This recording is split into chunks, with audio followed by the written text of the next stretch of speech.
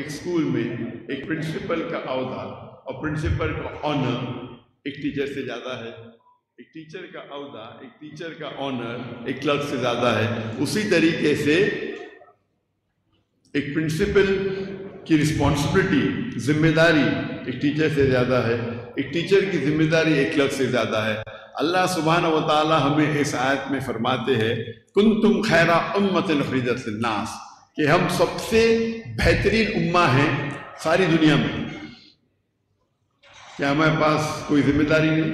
اللہ تعالیٰ فرماتے تأمرون بالمعروف وتنہون عن المنکر وتؤمنون باللہ، کیونکہ ہم لوگوں کو اچھائی کی طرف بلاتے ہیں اور برائی سے روکتے ہیں، اور برائی سے نہیں روکیں گے تو ہم مسلمان کہنے کے لائق نہیں ہیں، ہم خیر امہ کہنے کے لائق نہیں ہیں۔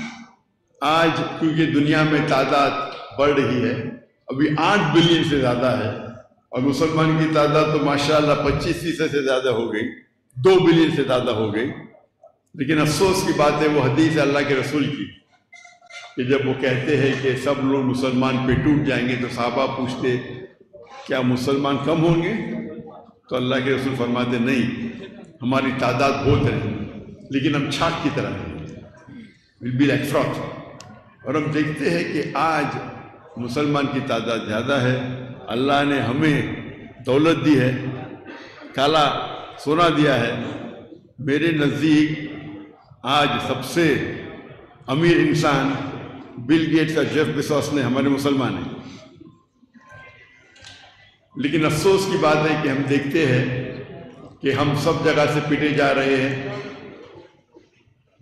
اور ہم کو سب لوگ فٹ بال کی طرح لات مار رہے ہیں، اور 57 ملک ہونے کے باوجود، 57 مسلمان میجر ملک ہونے کے باوجود ہم اپنا کام نہیں کر سکتے۔ جب ہم پہ وہ اٹیک کرتے ہم فلسطین کی دفاع نہیں کر سکتے۔ یہ سب اسی لیے میرے نزدیک میں سمجھتا ہوں کہ ہم قرآن اور حدیث سے دور گئے۔ پہلے دیکھیں گے آپ، اللہ کے رسول کا دور تھا، خلفاء راشدین کا دور تھا، صحابہ کا دور تھا، ہم تعداد میں کم تھے لیکن ہم ٹاپ پہ تھے۔ ہم دیکھتے ہیں کہ 8ویں صدی 9ویں صدی میں یورپین کہتے تھے ڈارک ایجز، اندھیرے کا دور۔ کس کے لیے؟ ان کے لیے۔ مسلمان اتنی چوٹی پہ تھے کہ اگر آپ کو سائنس ٹیکنالوجی سیکھنا ہے تو لازم ہے کہ آپ عربی زبان سیکھیں، تو غیر مسلم عربی زبان سیکھتے تھے سائنس اور ٹیکنالوجی کو جاننے کے لیے۔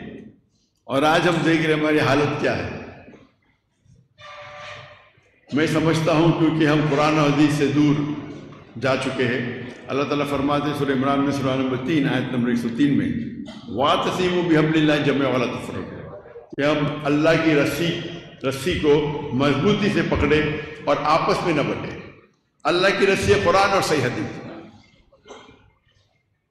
اور ہم دیکھتے ہیں کہ ہمارے معاشرے میں کئی فرقے ہیں۔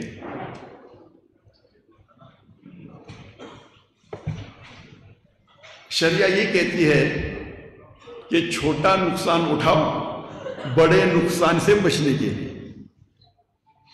تو میری التجا ہے کیا یہ فرقہ بندی ہم کم کریں اور اللہ کے رسول کے قریب آئے۔ اور آپ دیکھیں گے اگر ہمارا دل بڑا ہے تو لوگ ہمارے قریب آئیں گے۔ ہمارا دل بڑا ہے اگر ہم کمپرومائز کرتے اس کا مطلب نہیں کہ ہم ہمارے عمل پہ کمپرومائز کر رہے ہیں۔ قرآن کی آیت ہے سورہ عمران سورہ نمبر 3 آیت نمبر 64 میں تعالوا الی کلمۃ سواء بیننا وبینکم، آؤ ہم اس بات کی طرف جہاں پر ہمیں یکساں ہے۔ یہ اکثر اس کے پہلے اللہ تعالیٰ فرماتے قل یا اہل الکتاب، کہو اہل کتاب سے، یہود اور نصارہ سے۔ لیکن یہ آیت باقی غیر مسلم کے لیے بھی لاگو ہو سکتی ہے، چاہے وہ ہندو ہو چاہے بدھ ہو، ہر غیر مسلم کے لیے لاگو ہو سکتی ہے۔ اور اگر آپ ایک سٹیپ آگے جائیں گے تو میں کہتا ہوں کہ آپس میں جب مسلمان میں اختلاف ہوتا ہے تو یہ آیت ہم مسلمانوں کے لیے بھی استعمال کریں گے کہ اگر ہم اللہ کے رسول کو اور اللہ کو آگے رکھیں گے تو لوگ آپ سے جڑیں گے۔ اگر میں جانتا ہوں کہ یہاں کے سب لوگ توحید مانتے ہیں اور میں توحید پہ تقریر دوں، کیا فائدہ؟ میں بھی 1%، 2% آپ کو فائدہ ہوگا. لیکن جب ہم توحید کی بات کرتے ہیں اور دیگر فرقے والے کو دعوت دیتے اللہ اور اللہ کے رسول کی، اور چھوٹی چھوٹی اختلاف کو بازو رکھتے ہیں، تو آپ دیکھیں گے آپ کی دعوت اور مقبول ہوگی. اور یہ اصول ہے کہ فتنہ قتل سے اور بدتر ہے. تو آپ دیکھیں گے کہ میں شیخ دیدار صاحب سے متاثر ہوا اور دعوت کے میدان میں آیا تو پہلے جب شروع کیا میں ایک دم نرم تھا، کوئی رزلٹ نہیں. پھر میں ماشاءاللہ ایک دم شیر بنا دیدار صاحب سے زیادہ.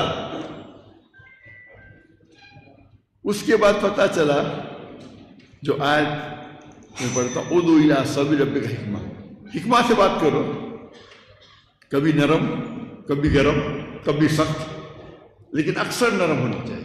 ضرورت ہے تو شیر کے جیسی بات کرو، لیکن شیر کو گرجنے کی ضرورت نہیں. وہ جنگل میں آ جاتا ہے تو لوگ سمجھ جاتے ہیں کہ یہ شیر ہے، گرجنے کی ضرورت نہیں. تو ہم اگر اس طریقے سے، ہمارا مین مقصد ہونا چاہیے کہ اللہ اور اللہ کے رسول کی طرف آئے، نہ کہ وہ ڈاکٹر ذاکر نائک کی تعریف کرے. اگر میں چاہتا ہوں ڈاکٹر ذاکر نائک کی تعریف کرے تو دنیا میں شاید مجھے تھوڑا شہرت مل جائے، لیکن آخرت میں بہت مشکل ہے.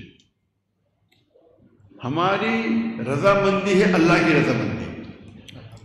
تو میں یہ نہیں کہتا ہوں کہ عقیدے پہ کمپرومائز کرو، کبھی بھی نہیں کہتا ہوں اور کبھی نہیں کروں گا. آپ نے دیکھے جب اسلام آباد میں خواتین آ گئے تو میں میرے حجاب نہیں توڑ سکتا ہوں، میں اتر گیا، دنیا مجھے گالی نہیں چلے گی. اور اگر میں قرآن حدیث پہ سخت ہوں، ضروری نہیں ہر انسان سخت ہو. آپ جب دعوت دیں گے تو اللہ کی طرف بلاؤ، لیکن نہیں میں جیسا ہوں، میں ہی صحیح ہوں، یہ پرابلم، میں بھی صحیح ہوں بولنا چاہیے. اور اختلاف ہے جب ایک ہوتا ہے فرد، ایک ہوتا ہے افضل. تو فرض کے اوپر آپ زور دو، مجھے اعتراض نہیں. افضل پہ کیوں زور دے؟ آپ افضل پہ زور دینے جاتے ہیں تو کیا ہوتا ہے؟ اختلاف ہوتا ہے، آپس میں جھگڑا ہوتا ہے، فتنہ پیدا ہو جاتا ہے. تو آپ کو، اور آپ بڑے بڑے علماء سے جب ملیں گے، مثال کے طور پہ آپ اگر مدینہ میں سے جائیں گے، ان کے علماء کے ساتھ بیٹھیں گے. مثال کے طور پہ شیخ سعود اشرف، ماشاءاللہ جتنے ائمہ ہیں حرم کے، میں سب سے زیادہ ان کی عزت کرتا ہوں. اور جب وہ بمبئی میں آئے تو ہم ان کو مختلف مساجد میں لے کے گئے، حنفی کے، شافی کے، اہل حدیث کے، جماعت اسلامی کے، اور وہ مانے بولے جانا چاہیے. اور سب لوگ احترام کرتے ہیں کیونکہ وہ امام کعبہ ہے. اور ہم جانتے ہیں کہ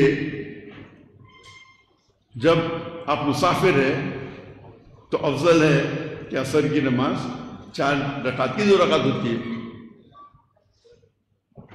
جب وہ گئے حنفی مسجد میں تو وہاں اختلاف ہوا تو انہوں نے بولے نہیں میں 4 پڑھوں گا. انہیں نہیں کہا 2 ہی پڑھوں گا، افضل ہی کروں گا. کیونکہ اگر وہ کہتے تھے نہیں میں 2 ہی پڑھوں گا، کیونکہ 4 پڑھنا بھی جائز ہے، افضل ہے 2 رکعت پڑھنا. تو ایسے موقع پہ ایک عالم یا ایک مسلمان کو جاننا چاہیے کیا افضل ہے، کیا فرض ہے.